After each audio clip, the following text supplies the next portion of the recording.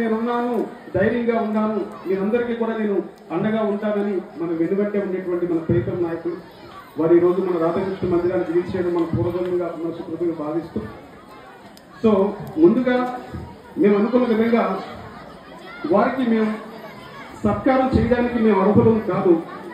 ఎందుకంటే నేషనల్ గానే కాదు, ఇంటర్నేషనల్ గా కొన్ని వందలాది అవార్డ్స్ తీసుకున్నారు ఆయన. ఒకసారి మీ అందరూ నేషనల్ గా కాదు, ఇంటర్నేషనల్ గా కొన్ని వందలాది సత్కారాలు. ఎందుకంటే నేను మొట్టమొదటిసారి వాళ్ళ ఇంటికి వెళ్ళింది 14 సంవత్సరాల క్రితం. నేను అప్పుడు ఇక్కడ రిలయన్స్ లో ఉద్యోగం కోసం ఇంటర్వ్యూలన్నీ ఫేస్ చేస్తున్నాను, ఇంటర్వ్యూలన్నీ పాస్ అవుతున్నాను, మెరిట్ లిస్ట్ లో ఉంటున్నాను, కనీసం కాంట్రాక్ట్ లో కూడా జాబ్ రావట్లేదు. ఇది నా కేసు మీ అందరికీ తెలుసు, ఈ ఏరియాలో కదా అన్ని ఈ ప్రత్యర్థులను తెలుసు. మెరిట్ లో పాస్ అయ్యాను, గోల్డ్ మెడల్ తీసుకున్నాను, ఎంఎస్సీ చేసుకుని వచ్చి ఇంటర్వ్యూ పాస్ అయితే కూడా వెనక్కి పెడుతున్నారు. కారణం ఏమిటో తెలుసా అండి? కేవలం నేను ఈ కంపెనీకి పక్కన ఉన్న గ్రామంలో ఉండడం నేను చేసిన నేరం అలా చిత్రీకరించారండి. నేను ఒక రోజు గురువు గారు వచ్చారు ఇక్కడికి గాడిముగా మీటింగ్ లో, నా బాధ ఒకసారి వినిపించారు. ఒక్క 2 నిమిషాలు నాకు మాట్లాడడానికి అవకాశం ఇస్తారా అని అడిగాను. వందలాది మంది ఉన్నారు ఇక్కడే. ఆ మీటింగ్ మన స్కూల్ దగ్గర జరిగింది. అదే మొట్టమొదటిసారి వారిని కలవడం. నేను మళ్ళీ ఎప్పుడు కూడా చూడలేదు, నాకు అంత అనుభవం కూడా లేదు వారిని కలవడానికి. నేను మాట్లాడిన మాట ఆయన తర్వాత వేరే మీటింగ్ లో కూడా చెప్పారు, తోటాల్లాగా వినపడ్డాయంట నేను మాట్లాడిన మాటలు. ఎందుకంటే నాకు అంత బాధ ఉంది. కష్టపడి చదువుకుని ఒక ఈ రేవు ప్రాంతం నుంచి ఎంఎస్సీ వరకు వెళ్ళి చదువుకుని చేసిన తర్వాత ఉద్యోగానికి నోచుకోలేకపోతున్నాను నేను. నా ఆశ ఏంటంటే ఊరు పక్కనే ఉద్యోగం కదా, కొండంత ఆశతో ఉద్యోగం వస్తుంది అనుకున్నాను నేను. కేవలం కంపెనీ పక్కన ఉండడమే నేను చేసిన నేరంగా నా మెరిట్ అంతా పక్కన పెట్టేస్తున్నారు. ఆ తర్వాత వాళ్ళు ఒక రెఫరెన్స్ ఇచ్చారు, మల్లాడి కృష్ణారావు గారు. అప్పుడు మన పొగాడు సతీష్ గారు కూడా మొట్టమొదటిగా అప్పుడే ఎమ్మెల్యే వచ్చారు. మన కృష్ణారావు గారు ఒకటే నాకు ఇంకా ఆయన మాట గుర్తుంది, అరే అబ్బాయిని ఒకసారి కలవమని చెప్పు అన్నారు. అంతే. నేను విన్నానండి నిజంగా. నేను మాట్లాడిన తర్వాత ఆ అబ్బాయిని ఒకసారి కలవమని చెప్పారండి వాళ్ళ సీఏతో. నేను అప్పుడు వెళ్ళి నా రెజ్యూమ్ ఇస్తే నీకు ఎందుకు ఉద్యోగం రావట్లేదని చెప్పారు. అన్ని బాగానే ఉన్నాయి, గాడిమోగలో ఉంటే ఉద్యోగం లేదని చెప్పారు. నేను ఒకటే మాట అన్నాను, గాడిమోగలో ఉండి మత్స్యకార ప్రాంతంలో ఇక్కడ అగ్నికుల క్షేత్రాన్ని మనం గొప్పగా ఇప్పుడు చెప్పుకుంటున్నాం. రేవు ప్రాంతంలో ఉండి చదువుకునే వాళ్ళే తక్కువ అయితే, చదువుకున్న వాడికి ఉద్యోగం లేకపోతే ఇక ఎవరు చదువుతాడు, అందరూ తీవ్రవాదులుగా మారిపోతారు కష్టాలన్నానంటే ఒకటే మాట. ఇంకా వీడు కొంచెం తేడాగా కనిపిస్తుంది వాయిస్ అని, మరి ఏమైందో తెలియదు. నాకు ఎక్కడో చిన్న అవకాశం ఇద్దామని వారు నాకు రెఫరెన్స్ ఇచ్చారు.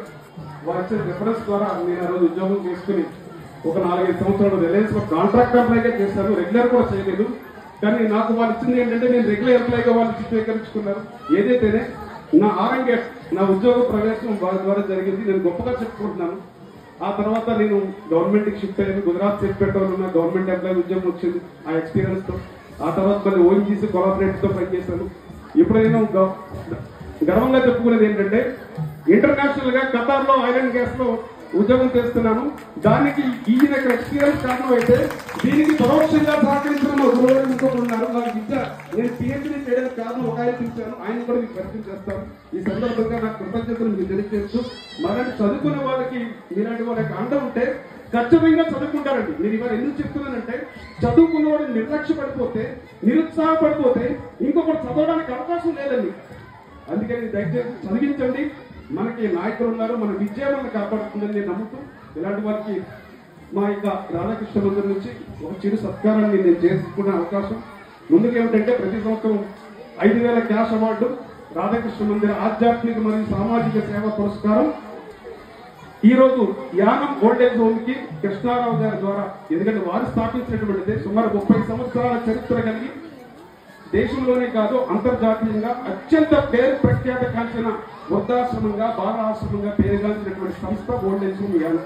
వారికి చిరు సత్కారాన్ని మా రాధాకృష్ణ మందిరం నుంచి మా గాడిముగా పెద్దల నుంచి మేము ఈ రోజు అందిస్తున్నాం. హరే కృష్ణ. గాడిముగా పెద్దలు అవకాశం ఉన్న పెద్దలు ఇక్కడికి రండి. మనందరి చేతుల మీదుగా మనం ఎవరి వారికి రండి చేద్దాం.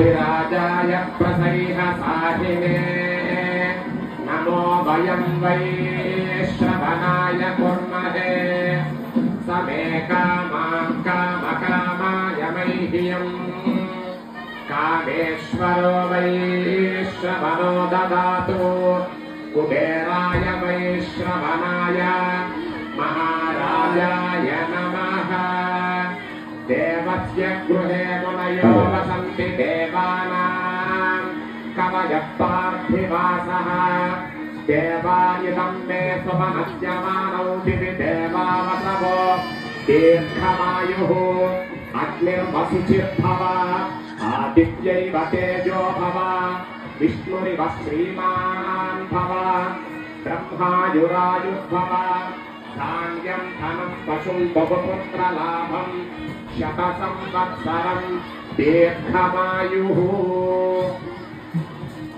शतमानं भवति शतायुः पुरुषश्रितेन्द्रिय आयुष्येवेन्द्रिये प्रतिष्ठति चिरञ्जीव चिरञ्जीव सुखे भव